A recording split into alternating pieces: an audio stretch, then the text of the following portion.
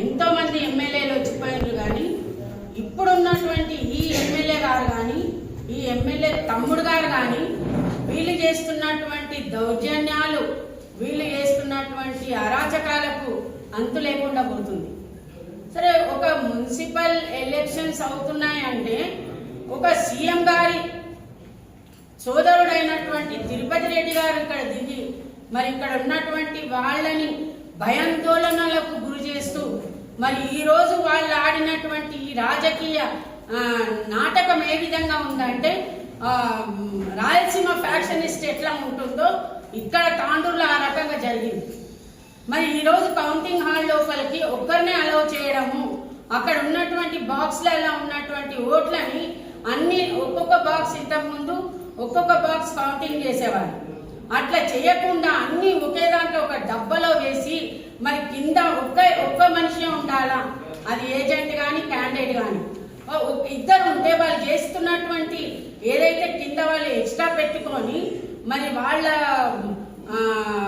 ఏదైతే కలుపుతున్నారో దాంట్లో ఓట్లని దొంగ ఓట్లు అన్నట్టుగా అందులో కలిపి వాళ్ళు లెక్క చేయడానికి ఇద్దరు ఉంటే అవకాశం ఉండదని ఒక్కరికి పర్మిషన్ ఇవ్వడం జరిగింది. ఇంతకుముందు కౌంటింగ్ అప్పుడు ఇద్దరికి ఇచ్చారు, కానీ ఈసారి ఒక్కరికే ఇవ్వడం జరిగింది. మరి అంత స్ట్రిక్ట్ పెట్టినప్పుడు మరి ఎమ్మెల్యే గారు లాస్ట్ రౌండ్స్ ఉన్నప్పుడు ఏ విధంగా పోతాడు? సరే, ఆయన పోయిండు, ఆయన పోయినందుకు మరి మాజీ ఎమ్మెల్యే గారు పోవడంలో తప్పేముంది? ఆయన పోయి ప్రశ్నించడంలో తప్పేముంది? దానికి కేసులు పెట్టడానికి మీకు మరి పోలీస్ అధికారులకు మరి ఏ రకంగా మరి వాళ్ళు చేసింది కరెక్ట్ అనిపించినప్పుడు మరి ఈ రోహిత్ రెడ్డి గారు చేసింది కూడా మీకు కనిపించట్లేదా? మరి వీళ్ళని అరెస్ట్ చేయాలనుకున్నప్పుడు వాళ్ళని కూడా చేయాలి. మరి శ్రీనివాస్ రెడ్డి గారు ఇప్పుడు తమ్ముడు చెప్పినట్టు శ్రీనివాస్ రెడ్డి గారు ఏ అధికారంతో పోలింగ్ బూత్లకు వచ్చిండ్రు? 23వ వార్డుకి వచ్చి అక్కడ గంటన్నర గేట్ బంద్ చేసి తాళం వేపించి లోపలికి ఎవరిని పోనీయకుండా అప్పటి వరకు బయటకు వచ్చినటువంటి 1200 చిల్లర ఓట్లు పోలైతే అది గంటన్నర తర్వాత 1543 ఏ రకంగా అయింది? లోపలికి పబ్లికే పోలేదు, లోపల ఉన్న వాళ్ళు బయటికి రాని. మరి అంత లోపల 300 చిల్లర ఓట్లు ఎక్కడికి వెళ్ళి వచ్చినాయి?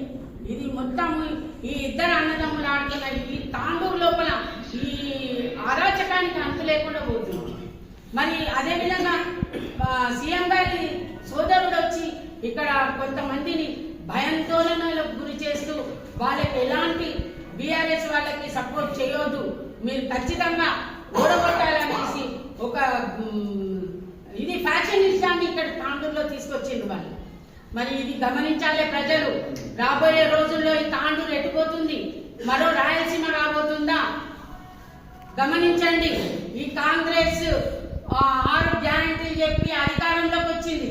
ఇప్పుడు కూడా మున్సిపల్లో కూడా దౌర్జన్యంతో దొంగ ఓట్లతో మరి ఇంకా కొన్ని అబద్ధాలతో మరి ఈరోజు మళ్ళీ మున్సిపాలిటీ కైవసం చేసుకోవడం జరిగింది. మరి ఈరోజు మన చైర్పర్సన్ గారు ఎవరైతే నీరజాబాల్ రెడ్డి గారు మరి చైర్మన్ గా కూర్చోవడం జరిగిందో వారికి ఆ భగవంతుడు మరి ఒక అవకాశాన్ని, మంచి అవకాశాన్ని ఇచ్చిండు. ఆమెకు కూడా నేను శుభాకాంక్షలు తెలియజేస్తున్నాను. ఎందుకంటే ఒక మహిళగా ఆమెకు ఈరోజు అవకాశం రావడం సంతోషకరం.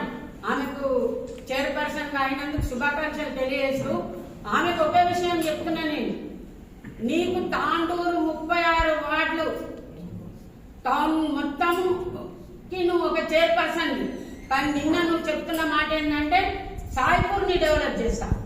సాయిపూర్ మీ సొంత ఊరు ఉండొచ్చు, కానీ సాయిపూర్ ఒక్కరికే మాత్రమే చైర్మన్ కాదు. మీరు తాండూరు టౌన్ కి చైర్మన్, తాండూరు మొత్తం డెవలప్ చేయాల్సిన బాధ్యత మీ మీద ఉంది.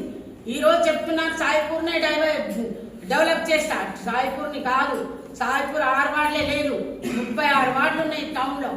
కాబట్టి అన్ని వార్డులను సమానంగా ఏ పార్టీ అని చూడకుండా మీకు మంచి అవకాశం ఇచ్చిండు దేవుడు.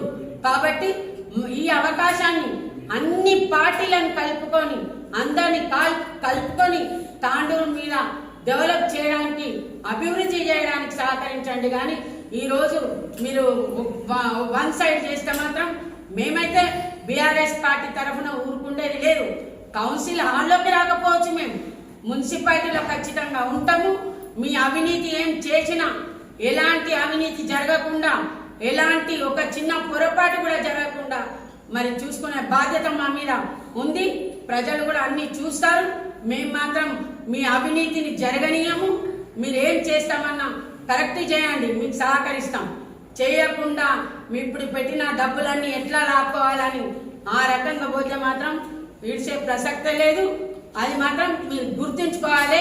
ఈవెన్ మరి ఎమ్మెల్యే సోదరులు, ఎమ్మెల్యే గారు కూడా మరి తాండూరుని డెవలప్ మీద మీరు కాన్సన్ట్రేట్ చేసి మరి డెవలప్ చేయడానికి ఇంకా 2.5 సంవత్సరాలు ఉంది. మీకు చేయండి.